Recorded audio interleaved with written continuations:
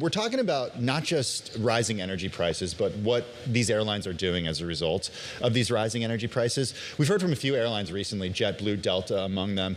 They're not just raising ticket prices to deal with this, but raising bag fees to do this. Why are they raising prices in both areas when airline tickets are so dynamic to begin with? Yeah, look, two things can be true at once. The price of airfare can rise, cheap flights can also exist, but that doesn't necessarily mean that that is working for airlines.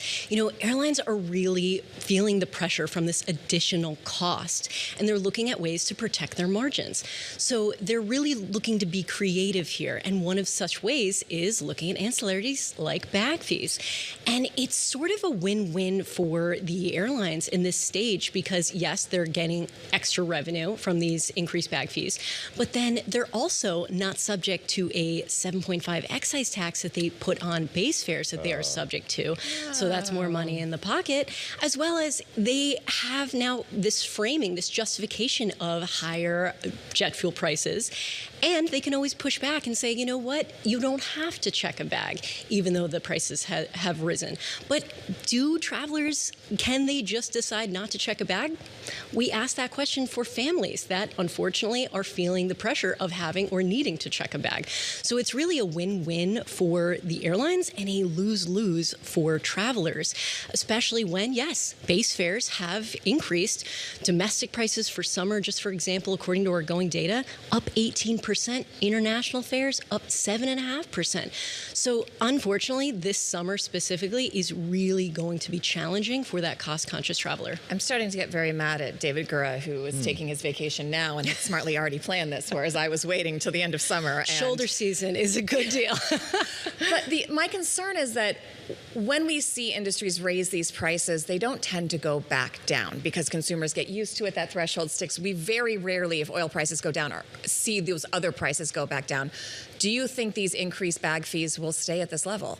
I really hope I'm wrong, but I am not a betting woman, but I would bet that these fees are here to stay. They're pretty sticky. Historically, we have seen bag fees risen every few years. And it's likely that this was in airlines' playbook all along. But we have this perfect time frame now to raise fees and have a justification to do so. As well as, JetBlue really started the trend, and then United joined. And if you noticed, it's a herd mentality. If one airline does it, it's always if one does it. It's a green light for everybody else. And unfortunately, again, travelers are looking at this to be the new norm. Is it a way to creatively get us to buy sort of that more expensive tier of ticket too? Because if you think about it from, the perspective of these airlines, they have these different tiers of service. So even the big three have these basic economy fares to try to compete with the ultra low cost carriers. So if you're in basic economy, maybe you don't get, to choose a seat or to check a bag, you have to pay to check a bag. But then if you buy that one tier higher, you can get some of those things, and maybe those margins are better.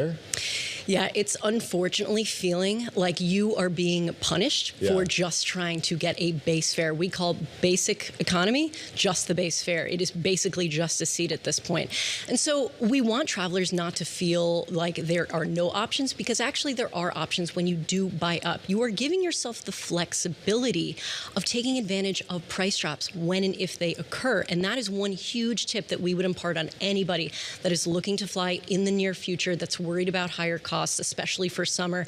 When you book that main economy fare, you have the flexibility to take advantage of a notification when it comes in, whether it's on Google Flights, whatever tracking you have, maybe it's on the Going app, call the airlines, they reprice you, and then you get a credit for the difference to use in the future within the year. So you're never actually losing out when you book that higher fare class. However, yes, it is a more expensive ticket on the upfront. All right, before we let you go, it's not just flights. This is impacting cruises as well. Cruises, it's like the family bargain basement travel. I have so many friends who describe themselves as vehemently not cruise people, but then they need to do a vacation with tiny children and older parents and families who can't decide, and they've all gone on a cruise and said, you know what, it was perfect, but it was affordable.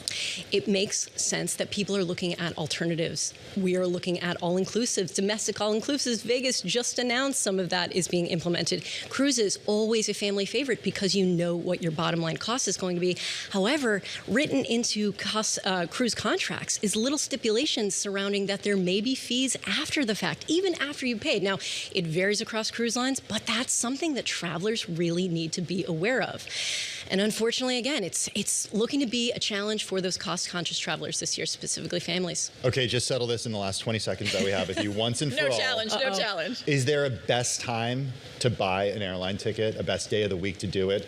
Or have they just gotten so smart that... Or a certain number of weeks out Yeah. from... No, she's just shaking her head. Complete myth that 2 p.m. on a Tuesday is going to be the best time, 3 a.m. on a Saturday, whatever it is. Your booking window, your Goldilocks window of how early ahead of your flight that you book is the best strategy that you can impart. Don't wait till last minute, but don't book super, super early, somewhere in that juicy middle. Are you going on a trip this summer? Always. Where are you going? Did you find a good deal? I already booked my flight to Seoul, South Korea, $4.59 round trip. That was a mistake fare that we found over at Going, But I booked Do you early just get enough. the seat? Nothing else? You have to bring your own food for the whole flight? All right, you two. Katy Nastro, thank you so much for joining us. Have an excellent trip.